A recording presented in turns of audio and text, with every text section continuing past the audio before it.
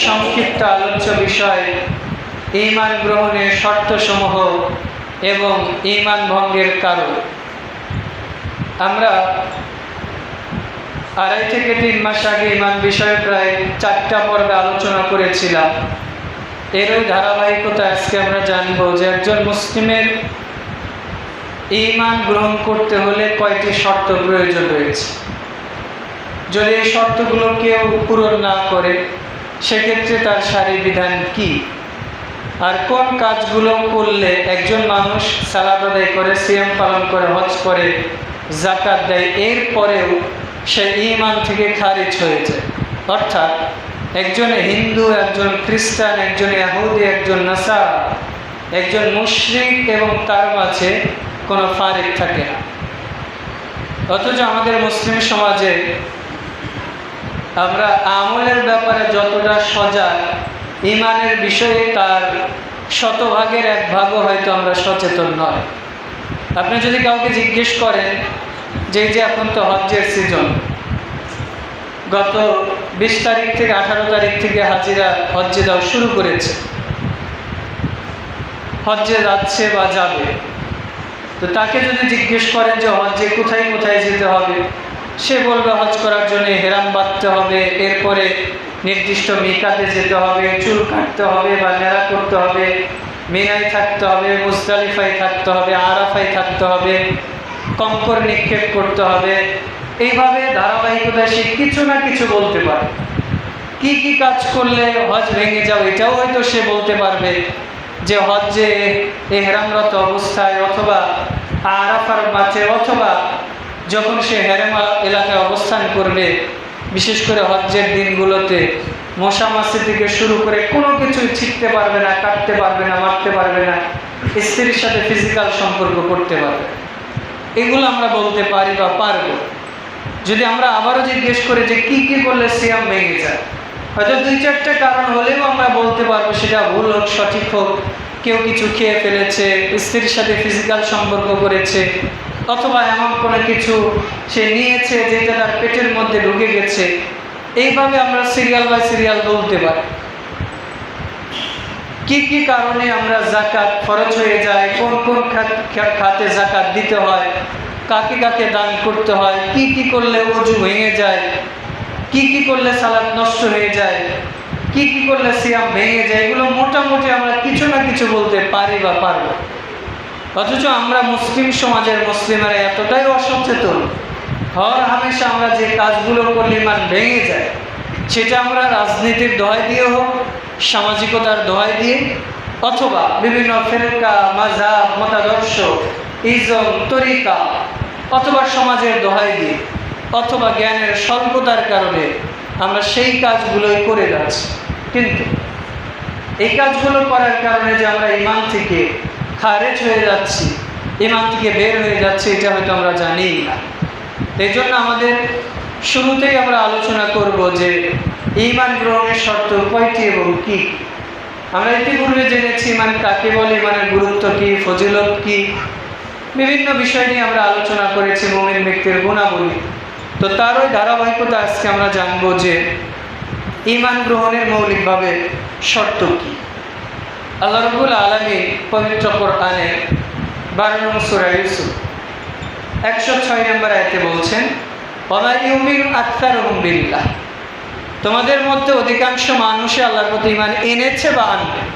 ওয়া ইউমিনু আকসারুহুম বিল্লাহ, তোমাদের অধিকাংশ মানুষই আল্লাহর প্রতি ঈমান এনেছে বা আনবে। ওয়াহুম মুশরিকুন, এরপরে ঈমান আনার পরে তারা মুশরিক হয়ে যায়। এই আয়াত নিয়ে এর আগে আমরা বিস্তারিত কথা বলেছি, তবে সার কথা হচ্ছে দুনিয়ার অধিকাংশ মানুষই আল্লাহর উপর ঈমান আনবে। আনার পরে সে যেই ধর্মের অনুসারী হোক না কেন, যত মাবুদকেই মানুক না কেন, সে আল্লাহকে তার মধ্যে মেনে এরপর অন্য মাবুদকে মানে। তার মানে অধিকাংশ মানুষ আল্লাহর প্রতি ঈমান আনবে, এরপরে বিভিন্ন দেব দেবতা, বিভিন্ন মানুষ, বিভিন্ন পশু পাখি, গাছপালা ইত্যাদিকে আল্লাহর সাথে শরীক বা সমকক্ষ করবে। করার কারণে আল্লাহ বলছে ওয়াহুম মুশরিকুন, এরা মুশরিক হয়ে যাবে। আল্লাহ রাব্বুল আলামিন সূরা বাকারা 2 নং সূরা 163 নং আয়াতে বলছেন, ওয়া ইলাহুকুম ইলাহু ওয়াহিদ। হ্যাঁ নবী, আপনি তাদেরকে এই মেসেজ দিয়ে দেন, এই সংবাদ দেন, এই বার্তা পৌঁছে দেন যে নিশ্চয় তোমাদের রব, তোমাদের প্রতিপালক, সৃষ্টিকর্তা ইলাহুকুম ওয়াহিদ। সারা পৃথিবী আমার আপনার সমস্ত মানুষের সৃষ্টিকর্তা কয়জন? সারা পৃথিবীতে বর্তমানে মানুষ আছে প্রায় 850 কোটির মতো। তো সমস্ত মানুষের মাবুদ কয়জন? একজন। আল্লাহ এইটাই বলছেন যে তোমরা এইটা বলো, এই স্বীকৃতি দাও, ইলাহুকুম ওয়াহিদ, যে তোমাদের রব, তোমাদের প্রতিপালক আল্লাহ, লা ইলাহা ইল্লা হুয়ার রহমানুর রহিম। তোমরা এটাও বলো যে তিনি এমন রব, তার সমকক্ষ সাদৃশ্য কেউ নেই, এবং তিনি একমাত্র রব, তিনি হচ্ছে দয়াময়, অসীম দয়ালু, যার দয়ার কোনো শেষ নেই। আল্লাহ এখানে দুইটা তার সিফাতি নাম ব্যবহার করেছেন, একটা রহমান আর একটা হচ্ছে রহিম। রহিম হচ্ছে সাধারণ রূপ, আমরা মানুষের প্রতি দয়াশীল, দয়া করি, ইহসান করি, এটা হচ্ছে আমরা রহিম। আর আল্লাহ রাব্বুল আলামিন কিয়ামতের মাঠে মানুষের প্রতি রহমান মানে অকাট্য দয়াশীল, আল্লাহর মতো দয়াশীল। আমি আপনি সারা দুনিয়ার মানুষ যদি এক হই, আল্লাহর যে দয়া রয়েছে তার 100 ভাগের 1 ভাগে আমরা পৌঁছাতে পারব। এই জন্য আল্লাহ রাব্বুল আলামিন কোরআনে একটা স্বতন্ত্র সূরা নামকরণ করেছে, যার নাম হচ্ছে সূরা রহমান। আল্লাহ বলছেন আর রহমান আল্লামাল কোরআন, দয়াময় আল্লাহ, তিনি তোমাদের কোরআন শিক্ষা দিয়েছে। সুবহানাল্লাহ। তো কোরআনের কি শিক্ষা দিয়েছে? কোরআনের আপনি শুরু থেকে শেষ পর্যন্ত আপনি যদি সূরা ফাতিহার প্রথম আয়াত থেকে মিনাল জিন্নাতি ওয়ান নাস পর্যন্ত দেখেন, অথবা আপনি যদি কোরআনের প্রথম আয়াত যেটা ইকরা বিসমি রাব্বিকাল্লাযী খলাক, এইটা থেকে শুরু করে সূরা বাকারার 183 নম্বর আয়াত যেটা সর্বশেষ নাজিল হয়েছে, আপনি ধারাবাহিকতায় শুরু বা শেষ, অথবা নাজিলের ক্ষেত্রে শুরু বা শেষ দেখেন, প্রত্যেকটাতে সূক্ষ্মভাবে একটাই মেসেজ দেওয়া হয়েছে যে এক আল্লাহর ইবাদত করো, আল্লাহকে ভয় করো, কিয়ামত দিবসকে ভয় করো, আল্লাহকে না দেখে বিশ্বাস করো। এই মেসেজে দেওয়া হয়েছে। বলছিলাম যে একজন মুসলিমকে আল্লাহর উপর অবশ্যই ঈমান আনতে হবে। শুধু মুসলিম না, বরং পৃথিবীতে যে মানুষ হিসাবে নিজেকে পরিচয় দেয়, সে নিজেকে ইহুদি পরিচয় দেয়, খ্রিস্টান দেয়, হিন্দু দেয়, যেই ধর্মের অনুসারী হোক না কেন, বলুক না কেন, প্রত্যেকটা ধর্মে একই কথা বলা আছে যে এক আল্লাহর ইবাদত করতে হবে। পৃথিবীর বুকে কোরআন শুধু নয়, কোনো ধর্মগ্রন্থে বলা নাই যে আল্লাহ ছাড়া অন্য কোনো মাবুদকে ইবাদত করতে হবে। ইহুদিরা অথবা খ্রিস্টানরা তারা ঈসা আলাইহিস সালামের পূজা করে, মারিয়াম আলাইহিস সালামের পূজা করে, উজাইর আলাইহিস সালামের পূজা করে। কোথাও বলা নেই যে তাদের পূজা করতে হবে, বরং তাদের ধর্মযাজক যারা আছে তারা নিজের ইচ্ছা মতো ধর্মের বাণীগুলোকে পরিবর্তন করেছে।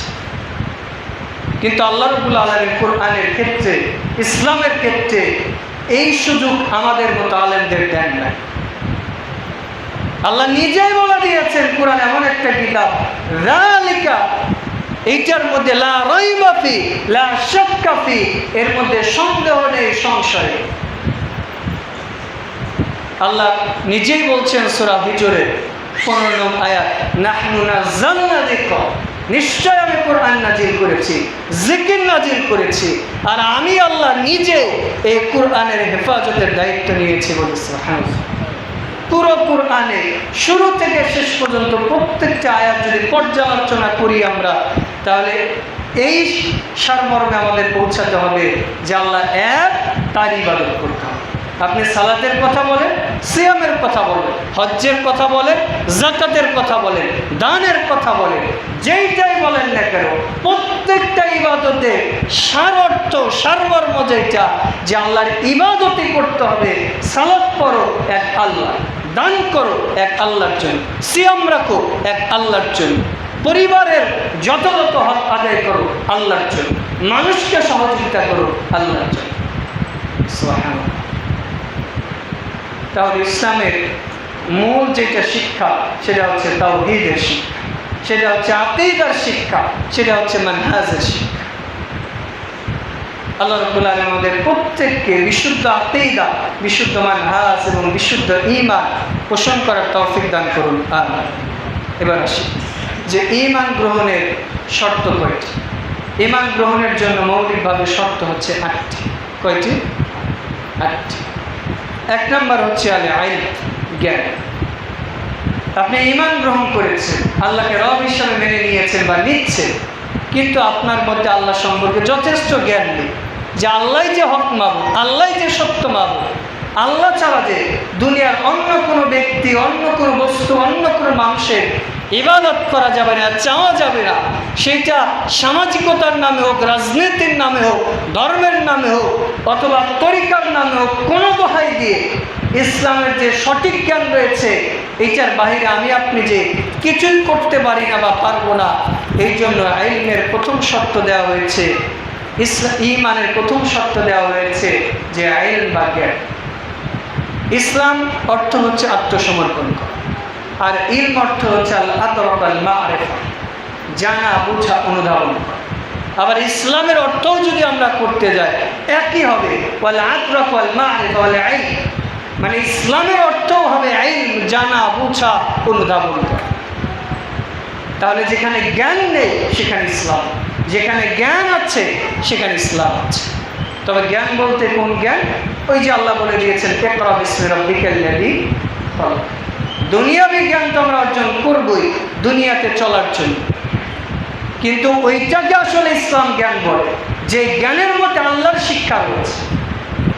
আপনি দুনিয়াতে অনেক জ্ঞান অর্জন করেছেন, ডাক্তার, ইঞ্জিনিয়ার, বিসিএস ক্যাডার হয়েছে, অথবা এমপি, প্রধানমন্ত্রী হয়েছে, অনেক কিছু হয়েছে, কিন্তু আল্লাহর জ্ঞান নাই, হালাল হারামের জ্ঞান নাই, তাওহীদের জ্ঞান নাই, মানহাজের জ্ঞান নাই, তাহলে আপনার কোনো মূল্য নেই। কিন্তু একজন ব্যক্তি হয়তো দুনিয়াবি জ্ঞান তেমন নেই, সে ভালো মন্দ তেমন কিছু বুঝে না, আমি আপনি বলবো যে আরে বোকা মানুষ। আবার আমরা কেউ কেউ আরো একটু এগিয়ে যে বলবো মফিস, ইত্যাদি ইত্যাদি, আমরা বিভিন্ন জন বিভিন্ন ভাষা বলে তাকে ক্রিটিসাইজ করতে থাকি বা করি। এটা দুনিয়ার ক্ষেত্রে। দুনিয়ার জীবন কয়দিন? 20 বছর, 50 বছর, 100 বছর, এরপরেই তো শেষ, এরপরেই তো আমার আপনার এই ডিগ্রি শেষ। কিন্তু একজন ব্যক্তি দুনিয়ার হয়তো জ্ঞান অর্জন করে নেয়, আখিরাতের জ্ঞান অর্জন করেছে, আল্লাহকে চিনেছে, হালাল হারাম বুঝেছে, দুনিয়ার মানুষের কাছে মূল্য না থাকলে আল্লাহর কাছে ওই ব্যক্তি সবচেয়ে দামি বলে সুবহানাল্লাহ। তবে কোনো ব্যক্তির যদি আখিরাতের জ্ঞানের পাশাপাশি দুনিয়ার জ্ঞানও থাকে, তাহলে আল্লাহ রাব্বুল আলামিন তাকে দুনিয়া আখিরাতে উভয় জাহানে সম্মান দেবেন। সুবহানাল্লাহ। এই জন্য তো আল্লাহ রাব্বুল আলামিন বলেছেন, আল্লাহর কাছে বলো রব্বানা আতিনা ফিদ দুনিয়া হাসানাতাও ওয়া ফিল আখিরাতি হাসানা, যে আল্লাহ আপনি আমাকে দুনিয়াও দেন, আখিরাতেও দেন।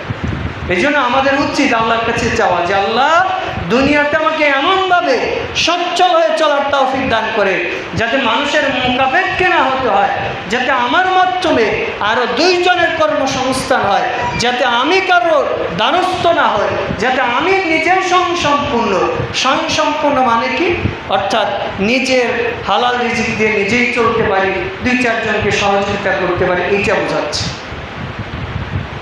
এরপরে যদি আমরা দুনিয়া আখিরাত দুইটাই কামাই, রাসূল সাল্লাল্লাহু আলাইহি ওয়াসাল্লাম তো বলছেন যে আল্লাহ রাব্বুল আলামিন রাউহুকা ফিস সামাই, দুনিয়া আসমানে উভয় জগতে ফেরেশতারা তাকে নিয়ে সুনাম সুখ্যাতি আল্লাহর কাছে করতে থাকবে বলে সুবহানাল্লাহ। আল্লাহ রাব্বুল আলামিন সূরা মুহাম্মদ 47 নম্বর সূরা 19 নম্বর আয়াতে বলছেন ফাআলাম আন্নাহু লা ইলাহা ইল্লাল্লাহ।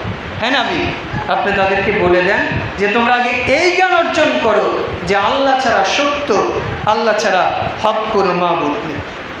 এরপর রাসূল সাল্লাল্লাহু আলাইহি ওয়াসাল্লাম বলছেন সহিহ মুসলিমের 26 নম্বর হাদিস, মান মাতা ওয়া হুয়া ইয়ালামু আন্নাহু লা ইলাহা ইল্লাল্লাহ দাখালাল জান্নাহ। কোন ব্যক্তি যদি আল্লাহ যে সত্য মাবুদ এইটা আসলে জ্ঞান অর্জন করেছে, নিজের সঠিক জ্ঞান থেকে বুঝেছে যে আল্লাহ আমাদের সত্য মাবুদ, এই অবস্থায় সে মারা গেছে, দাখালাল জান্নাহ, এই ব্যক্তি জান্নাতে প্রবেশ করবে বলে সুবহানাল্লাহ। এই হাদিসের বাস্তবতা হচ্ছে রাসূল সাল্লাল্লাহু আলাইহি ওয়াসাল্লাম সম্ভবত খাইবারের যুদ্ধে তিনি যুদ্ধের জন্য সাহাবীদেরকে ডেকেছেন। একজন ব্যক্তি মুশরিক ইহুদি ছিল, তার অন্তরের মধ্যে আল্লাহ ঈমানের জাজবা দিয়ে দিয়েছে, সে ঈমান গ্রহণ করেছে, কেউ জানে না সে মুসলিম হয়েছে। ঈমান গ্রহণ করেছে কুজমান গোত্রের এই ব্যক্তিটা। ঈমান গ্রহণ করার পরে যুদ্ধে গিয়েছে, যাওয়ার পরে মারা গিয়েছে। রাসূলুল্লাহ সাল্লাল্লাহু আলাইহি মুসলিমদের লাশ খুঁজতে খুঁজতে দেখছে যে মুসলিমদের লাশের মধ্যে তার দেহটা পড়ে আছে।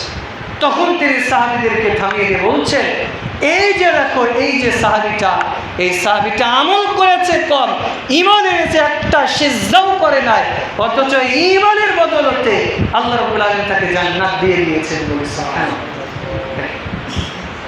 সে সঠিক জ্ঞান অর্জন করেছিল, অর্থাৎ আল্লাহ যে হক মাবুদ এইটা বুঝেছে, এরপরে মারা গেছে, দেখা যাচ্ছে আল্লাহ তাকে জান্নাতে দিয়ে দিয়েছেন। সুবহানাল্লাহ।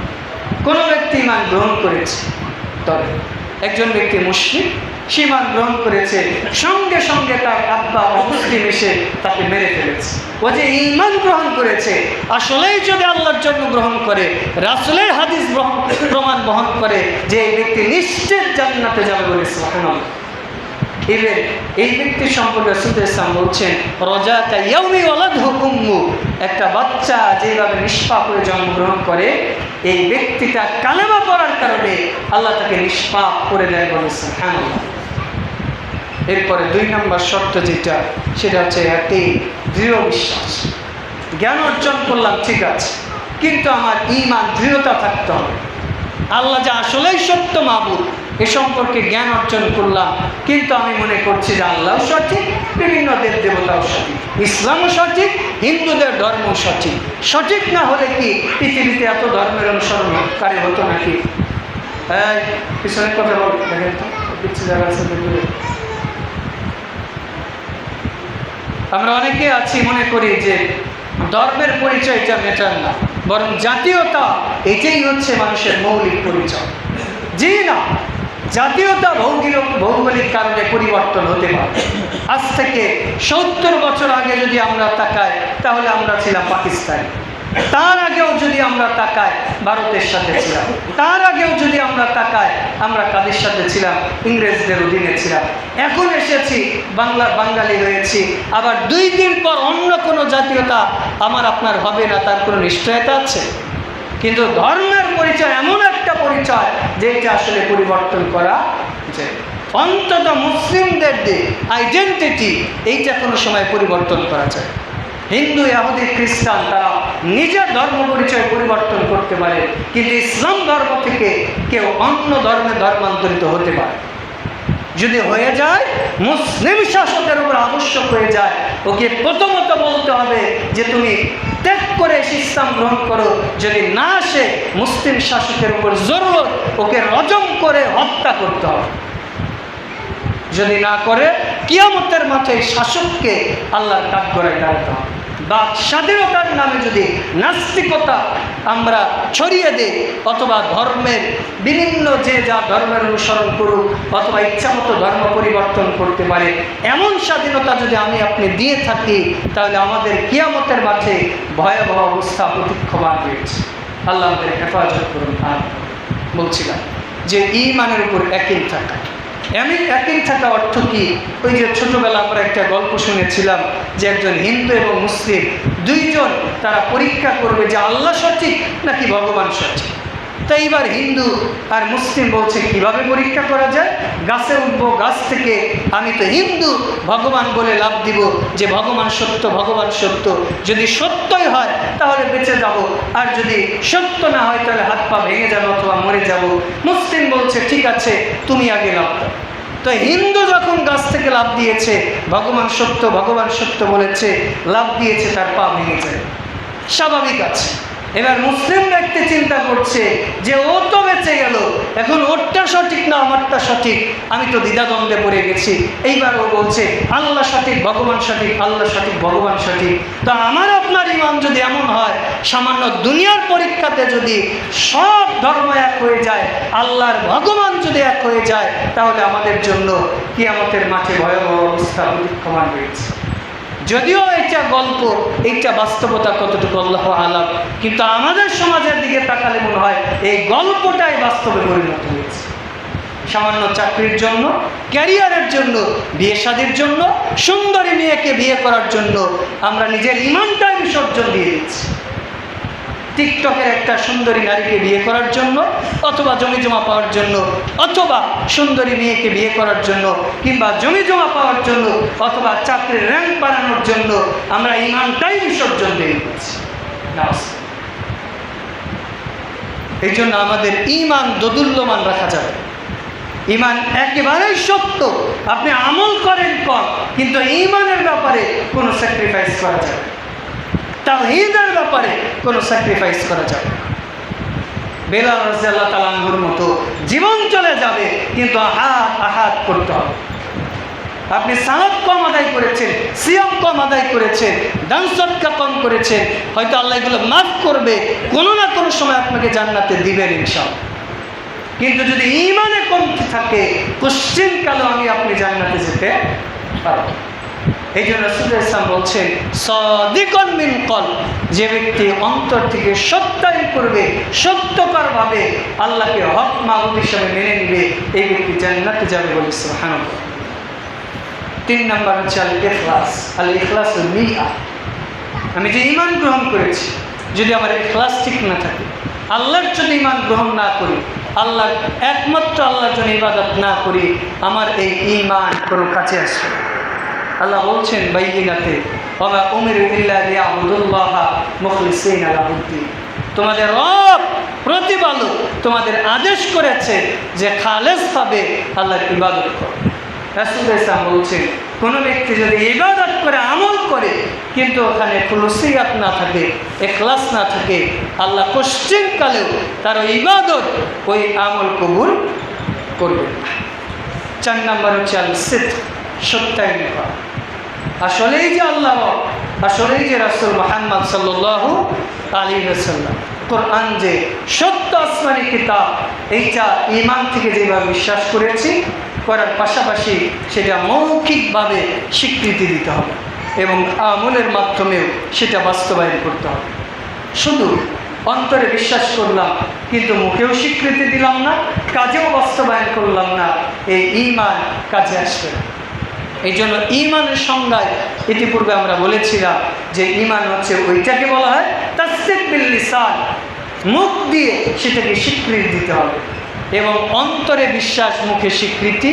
ইয়াজিদু বিত্তাআত, আমলের মাধ্যমে বাস্তবায়ন করার মাধ্যমে কি হয়, সেটা আনুগত্য বৃদ্ধি পায়। ওয়া ইয়ানকিসু ফিল মাসিয়া, এবং যখন আমরা অবাধ্যচারণ করি, শরীয়ত থেকে দূরে সরে যায়, তখন ঈমানের লেভেল কমতে থাকে। এরপরে 5 নম্বর হচ্ছে আল মুহাব্বা, ভালোবাসা। আমরা যে ইবাদত করলাম, যে আমল করলাম, এই ইবাদতের মধ্যে, এই আমলের মধ্যে যদি ভালোবাসা না থাকে, যদি ভালোবাসাবিহীন ইবাদত করি, সালাত আদায় করি, দান সদকা করি, অথবা ইসলামের অন্যান্য বিধান পালন করি, কিন্তু আল্লাহর ভালোবাসা নেই, তাহলে ওই ইবাদত আল্লাহ কবুল করবে না। মৌলিকভাবে এখানে আমি একটা শব্দ বলেছি যে মুহাব্বা মানে ভালোবাসা, কিন্তু আমরা অনেক সময় বলি যে, অনেক আলোচক আছে, বক্তাও বলে থাকে যে আল্লাহর সাথে প্রেম করতে হবে ইত্যাদি ইত্যাদি, প্রেম শব্দটা বলে থাকে। জি, আল্লাহর ক্ষেত্রে মুহাব্বা মানে ভালোবাসা। প্রেম শব্দের অর্থই হচ্ছে জেনা, প্রেম অর্থই হচ্ছে অবৈধ সম্পর্ক। প্রেমের মৌলিকভাবে 2টা অর্থ করা যায়, যারা বাংলা ভালো বোঝেন ডিকশনারিতে যদি বিশ্বাস না হয় দেখতে পারেন যে প্রেমের 2টা অর্থ হবে, একটা স্বামী স্ত্রীর বৈধ যেটা, এটাও যদি আমরা আরবি ডিকশনারি দেখি তাহলে মুহাব্বা মানে ভালোবাসা। আর প্রেম যেটা, যেটাকে আমরা ফার্সি বা উর্দুতে ইশক বলি, অর্থাৎ উতলে ওটা, মহব্বত করা, কপল কপলে যেইগুলো করে, পার্কে বসে, বিভিন্ন জায়গায় বসে, এইটাকে মূলত প্রেম বলা হয়। আল্লাহর সাথে আমরা প্রেম করি না, বরং ভালোবাসা, মুহাব্বা করি। আল্লাহ নিজেই বলে দিয়েছেন সূরা আল ইমরান 3 নম্বর সূরার 31 নম্বর আয়াত, কুল ইন কুনতুম তুহিব্বুনা আল্লাহ। আল্লাহ এখানে মুহাব্বা শব্দ ব্যবহার করেছে। কুল ইন কুনতুম তুহিব্বুনা আল্লাহ ফাত্তাবিউনি ইহবিবকুমুল্লাহ ওয়া ইয়াগফিরু লাকুম যুনুবাকুম আল্লাহু গফুরুর রহিম। আল্লাহ এখানে মুহাব্বা শব্দটা এক আয়াতের মধ্যে 3 বার উল্লেখ করেছে। সেটা কি বলেছে? যদি তোমরা আমাকে পেতে চাও, রাসূলকে ভালোবাসো, তাহলে রাসূলকে ভালোবাসে আল্লাহ তোমাদেরকে ভালোবাসবেন বলে সুবহানাল্লাহ। এই জন্য আমাদের ঈমান গ্রহণের গুরুত্বপূর্ণ একটা শর্ত হচ্ছে আল্লাহকে ভালোবাসা। একজন নারী পুরুষ বিয়ের আগে হোক বা বিয়ের পরে হোক, কোনো অবস্থাতে তারা কোনো সময়, নারী পুরুষ কোনো সময় বন্ধু হতে পারে। আবারও বলুন, পুরো আলোচনা এই কথাটা নোট রাখবেন যে নারী পুরুষ কোনো সময় বন্ধু হতে পারে। আবারও বলি, নারী পুরুষ কোনো সময় বন্ধু হতে পারে। যদি বন্ধু হয়, রাসূলকে আবার দুনিয়াতে নেমে এসে এই হাদিসকে পরিবর্তন করতে হবে। যদি বন্ধু হয়, তাহলে আল্লাহকে কোরআনে আয়াত আবারও পরিবর্তন করতে হবে। কেননা রাসূল ইসলাম বলেছে, যেইখানে দুইজন নারী পুরুষ একসাথে থাকে, তৃতীয় জন যেইটা থাকে সেটা হচ্ছে পুরুষ। সেইখানে তৃতীয় জন যেটা থাকে সেটা হচ্ছে শয়তান। রাসূল সাল্লাল্লাহু আলাইহি যেখানে মাহরাম নারী পুরুষ একে অপরকে সাবধান থাকতে বলেছে, সেখানে গায়রে মাহরাম তো দূরের কথা, সেখানে হোম টিউটরের নামে পুরুষ শিক্ষক যে পড়ানো তো দূরের কথা।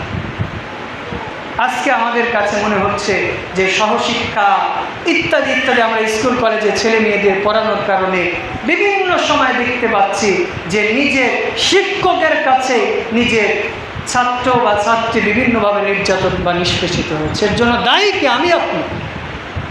কেন আমি আপনি তার হাতে তো তুলে দিয়েছি, শিয়ালের হাতে আপনি মুরগি বাগি দিয়ে, মুরগি তুলে দিয়ে যতই আপনি তাকে হাদিস শোনার, ওইটা তার কাছে যেমন কাজে আসবে না, ঠিক গায়রে মাহরাম পুরুষের কাছে একজন বালেগা নারী দেওয়া কোশ্চিনকালেও নিরাপদ না। সেটা আপনি আলেম বলে, সাধারণ মানুষ। আলেম হয়তো করলে ওইটা আপনার কাছে বেশি দোষের মনে হবে, আর আমি আপনি সাধারণ মানুষ মনে করলে মনে হবে স্বাভাবিক ব্যাপার। জি না, আলেম পাপ করলেও যেমন পাপ, আপনি পাপ করলেও তেমন পাপ। এই জন্য আপনাদেরকে নসিহত করি যে আপনাদের সন্তানাদি যারা রয়েছে, বিশেষ করে যারা বালেগা হয়ে গেছে, তাদের চেষ্টা করবে জরুরি ভিত্তিতে যে সমস্ত সহশিক্ষা রয়েছে, বিশেষ করে অন্তত 5 পর্যন্ত, এরপরে যদি ঈমান বাঁচাতে চান, তার ইজ্জত বাঁচাতে চান, তাহলে অবশ্যই তাদের সহশিক্ষা থেকে দূরে রাখতে হবে। আল্লাহ রাব্বুল আলামিন আমাদের হেফাজত করুন, আমিন। বিশেষ করে বর্তমান সময় আমরা 1-1.5 মাস থেকে দেখতে পাচ্ছি প্রচুর পরিমাণে জিনা ব্যভিচার বেড়ে গেছে। আপনাদেরকে নসিহত করছি, নিজেও সাবধান থাকেন, নিজের পরিবারকে সাবধান। কারণ আজকে আমরা এমন সমাজে অবস্থান করছি, একজন 5 বছর 6 বছরের মেয়ে, একজন 60 বছর 70 বছরের বৃদ্ধর কাছেই তো সে নিরাপত্তা। সেখানে একজন যুবক যুবিতা একসাথে কিভাবে ঘুরতে পারে, একজন যুবক শিক্ষকের কাছে যুবক ছাত্রী কিভাবে পড়তে পারে, তাও একা একা পড়ছে। রাসূল ইসলাম বলেছে যে যদি জিনাকার নারী পুরুষ যদি বিবাহিত হয়, ওদের মেরে ফেলতে হবে। আমরা যতই আইন করি না কেন, ইসলামের আইন ব্যতীত জিনা কোশ্চিনকালেও এই সমাজ থেকে কমানো সম্ভব না। কারণ যে জিনার আইন লিখছে, ও নিজেই তো জিনা করে এসে হয়তো জিনার আইন লিখছে। আজকে আমাদের যারা নিরাপত্তা দিব, ওরা নিজেরাই তো নিরাপত্তাহীনতাই হচ্ছে। কারণ নারী, রাসূল ইসলাম বলেছেন যে কখনো সে বাড়ি থেকে মাহরাম পুরুষ ছাড়া বের হতে পারে। সমাজে যদি এই আইন আজকে চালু হতো, বিবাহিত নারী পুরুষ জিনা করেছে, ওকে মেরে ফেলতে হবে। এখন প্রশ্ন আসতে পারে যে একজন বিবাহিত পুরুষ অবিবাহিত নারীকে যদি জোর করে জিনা করে, তার কি হবে? বিবাহিত পুরুষকে মেরে ফেলতে হবে। আর ওই নারীর যদি অসম্মতি ক্রমে করে, তাহলে শরীয়ত তাকে রুখসাত দিয়েছে, বরং তাকে জরিমানা তো করতেই হবে, ইসলামের আইন অনুযায়ী ওকে মেরে ফেলতে হবে। এটা আমি আপনি আইন তুলে নিতে পারবেন, ইসলামী শাসক চাই। আবার কেউ জেনা করতে গিয়েছে, জেনা করতে পারে না, এরপরেও ও জেনা করার জন্য যেহেতু প্রস্তুতি নিয়েছে, এটাও জেনার মধ্যে গণ্য হবে। এই জন্য যারা অভিভাবক রয়েছে এবং সমাজের যারা নেতা রয়েছে, যাদের কানে আমাদের মেসেজ পৌঁছাচ্ছে, আমরা আপনাদের দ্বীনী ভাই হিসাবে বলছি, আজকে হয়তো আর 10 জনের মেয়েদের সাথে এই কাজ করা হচ্ছে, কালকে হয়তো আমার মেয়ের সাথে, আমার স্ত্রীর সাথে, আপনার মেয়ের সাথে, আপনার স্ত্রীর সাথে, আপনার মায়ের সাথেও হতে পারে। এই জন্য প্রত্যেকে নিজ নিজ অবস্থান থেকে নিজেদের সন্তানাদি পরিবারের ব্যাপারে অবশ্যই সতর্ক এবং সাবধান থাকবেন। আল্লাহ আমাদের সেই তৌফিক দান করুন। আমিন। ইমানের 7 নম্বর শর্ত হচ্ছে আল কুবুল, বর্ষতা স্বীকার করা। মানে আমি যে ঈমানটা গ্রহণ করছি আসলেই আল্লাহর জন্য গ্রহণ করলাম কিনা, এই বিষয়টা আমাকে আপনাকে নিশ্চিত করতে হবে।